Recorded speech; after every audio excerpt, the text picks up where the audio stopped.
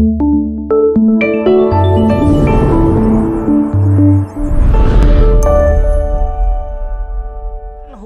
bin Salam ini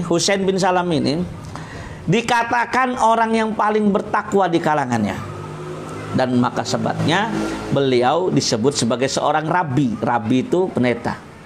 Dan kerabiannya Husain bin Salam ini dipersaksikan oleh umatnya. Ketika ditanyakan siapa Husain bin Salam, dialah Rabi, putra dari Rabi kami, orang yang paling bertakwa, orang yang paling berakhlak, orang yang paling mulia, orang yang paling bagus amal ibadahnya. Persaksian mereka. Ya, tinggal di Madinah, memiliki banyak ilmu, dan penduduk Madinah sama Husain bin Salam ini menaruh rasa respek, menaruh rasa hormat. Kenapa beliau dijadikan seorang rabi? Karena notabene beliau itu menguasai kitab Taurat. Kitabnya orang-orang Yahudi. Ya. Tapi beliau ini yang hanif, tidak terpengaruh dengan keculasan-keculasan yang mayoritas menguasai sifatnya orang-orang Yahudi. Dia ini yang hanifnya lah, yang lurusnya lah. Ya. Dan ketika dia menguasai Taurat, di dalam Taurat itu beliau merindukan sosok Nabi terakhir. Nabi yang kemudian dia akan beriman kepada Nabi tersebut, mendampingi Nabi tersebut, bahkan berjihad, berdiri di samping Nabi tersebut untuk menegakkan syariatnya Allah Subhanahu wa ta'ala. Kalau orang model Husain bin Salam ini tahu bahwasanya setiap Nabi dan Rasul itu nggak membawa ajaran yang berbeda. Ajarannya sama, Islam itu satu. Syariatnya, bentuk syariatnya yang berbeda, yang berbeda-beda bentuknya. Jadi dia ini sebenarnya rindu dengan kedatangan Nabi Muhammad sallallahu alaihi wasallam. Sampai kemudian beliau sering bermunajat dalam doanya, minta kepada Rabb-nya agar diberikan umur panjang. Tujuannya agar diberikan kesempatan berjumpa, menemui tatap muka, beriman kepada Nabi yang telah beliau baca dalam kitab Taurat akan menjadi Nabi di akhir zaman. Dan kemudian ketika kasak kusuk itu terdengar ke Madinah, bahwasanya di Mekah itu sudah muncul seseorang yang mengaku seorang Nabi, maka beliau menelitinya. Setiap ada penduduk Yasrib yang pulang dari Mekah ditanya orangnya kayak apa, dicocokin semua dengan pengetahuannya dalam kitab Taurat. Orangnya dermawan, penyantun, pengikutnya kebanyakan orang miskin. Dan ingat, namanya Muhammad. Dalam Taurat beliau disebutkan Ahmad. Sama, Muhammad itu bukan nama orang Arab, nama yang sudah ada dalam kitab Taurat. Ya, sejarah dikasih nama Muhammad itu waktu Abdul Muthalib beserta rekan-rekannya lagi jalan berjumpa, kemudian ketemu dengan pendeta Yahudi, kemudian mereka diramal, dari negeri kamu nanti akan muncul seorang nabi yang bernama Muhammad. Maka mereka semuanya berjanji kalau pulang siapa yang punya cucung duluan dikasih nama Muhammad. Qadarullah begitu nyampe Mekah, yang punya cucung duluan dari rombongan itu adalah Abdul Muthalib. Maka dengan segera dia menamakan Nabi Muhammad. Gharib di kalangan Arab dulu Muhammad itu. Ya. Dan ternyata kejadian. Qadarullahnya. Itulah bayi yang dipilih, yang sudah dipersiapkan oleh Allah Subhanahu wa ta'ala. Ya. Saya lanjutin, ya.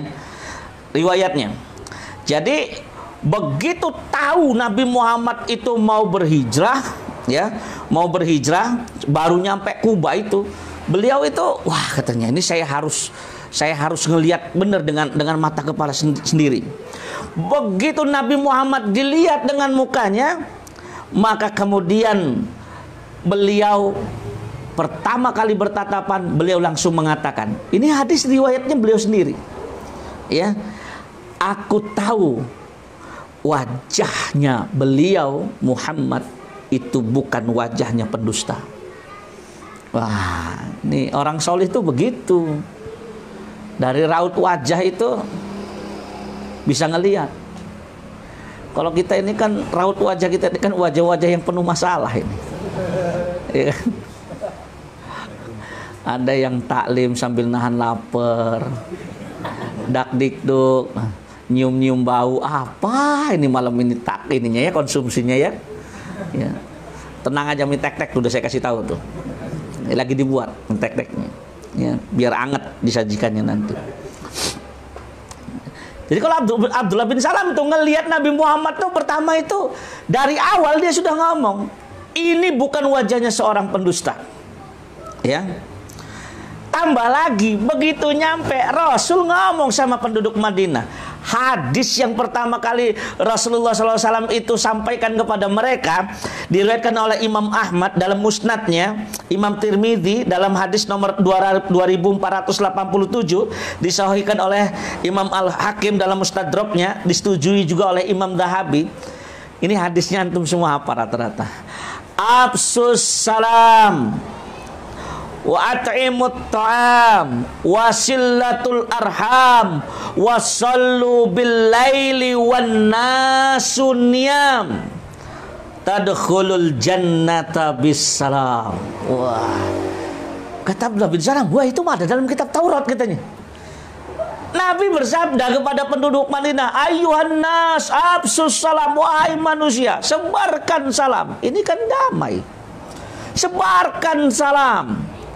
Wa'timut ta'am, bagikan makanan, jadilah pribadi yang dermawan. Wasillatul arham, sambunglah tali silaturahim, jangan sering berperang.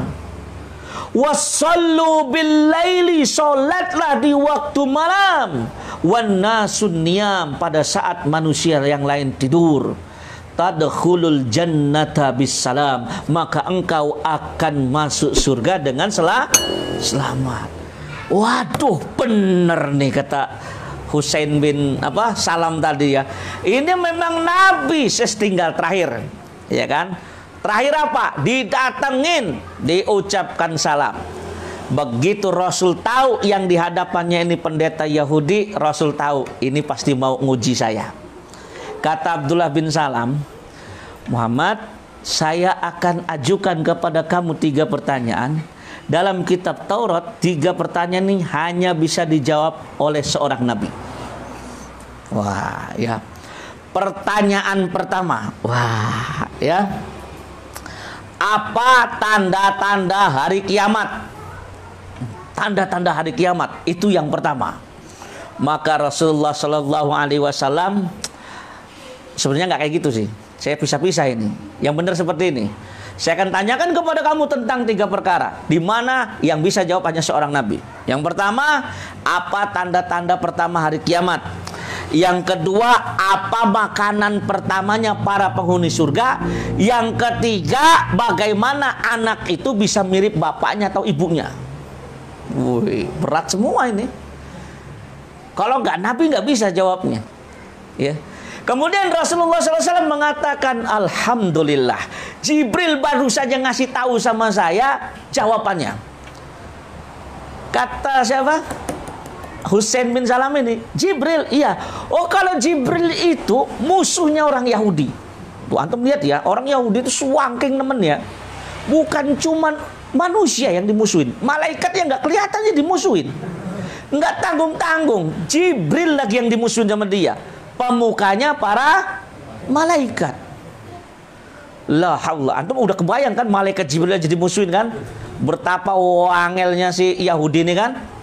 Ya, itu kalau bahasa yang keren tuh angel, gimana angel katanya.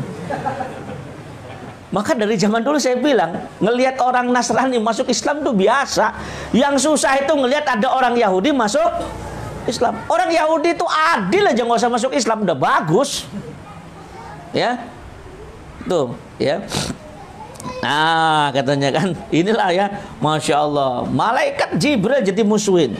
Taib, dijawab sama Nabi. Jibril mengabarkan kepada saya, tanda awal hari kiamat adalah api yang akan muncul dari timur, akan mengumpulkan manusia ke arah barat. Waduh, betul kata Husain bin Salam ini, benar. Yang kedua, makanan pertama yang akan dimakan oleh penghuni surga. Ayo antum tebak apa? Ada yang udah pernah tahu belum? Hah? Apa tuh sapi yang laki-laki? Tahu. Salah. Yang benar hati ikan paus. Hati ikan paus. Kata Husain bin Salam katanya. Nah, betul, dalam kitab Taurat disebutkan makanan pertama kali penghuni surga pas baru masuk itu hati ikan paus.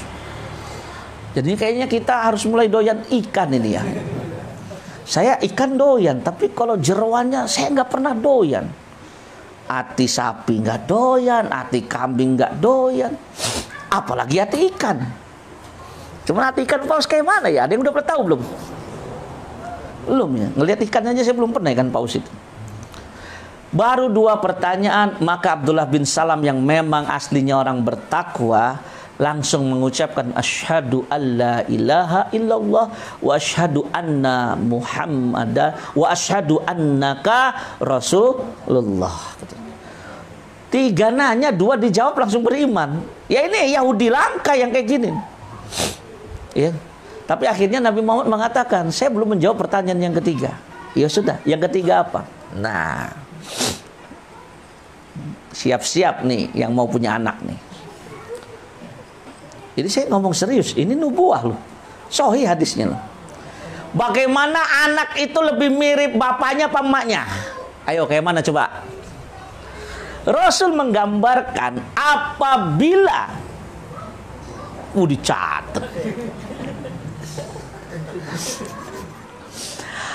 air mani suami mendahului air mani perempuan, maka dia akan lebih mirip bapaknya. Tapi kalau air mani perempuan lebih mendahului air mani laki-laki, maka dia akan lebih mirip ibunya, kata Rasulullah. Kata Husain bin Salam, sodakta, benar kamu Muhammad. Kenapa? Itulah yang termaktub dalam kitab Taurat. Ngerti nggak yang ketiga ini? Siapa yang nyampe duluan itu yang bakal dominan.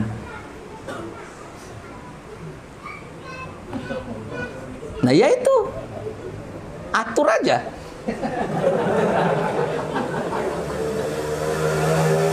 Kalau yang ketawa sudah berkeluarga saya maklum. Yang ketawa belum berkeluarga itu mau bayangin apa gitu ya. Bingung saya.